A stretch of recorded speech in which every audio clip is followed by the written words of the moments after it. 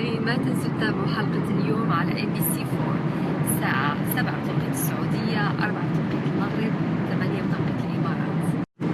صراحة كنت حابة أرجع أحكي عن موضوع البنات اللي بيبعتوا لي على سناب شات فويس، وكتير انبسطت هالموضوع. حصل يعني بحس إنه بيكونوا قراب وبعرف منهم ناس. بحس إنه سوري لأنه إيدي بتهتز فالصورة عندكم بتطلع هيك. المهم هالشي بيبسطني كتير، فكتروا منه بليز وصوروا لي حالكم. بإذن الله راح أكون الأسبوع اللي جاي، الأسبوع المقبل، بمدينة مراكش.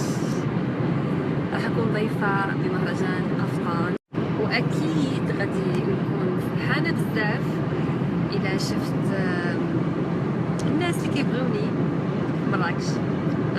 ان شاء الله غادي نقول لكم السميه ديال الاوتيل اللي غنكون فيه باش نديرو نحددوا واحد الوقت ونشوفكم في لا ريسبسيون قدام الاوتيل.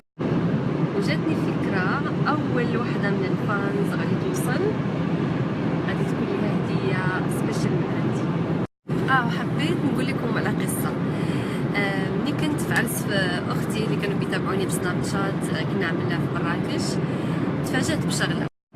لقيت شباب خليجيين اعتقد من السعودية، صغار جايين مع اهلهم، جاوا على الاوتيل. اتذكر انه امهم مغربية من مراكش وابوهم خليجي. المهم كانوا في اجازة في مراكش فجاوا على الاوتيل، كثير انبسطت.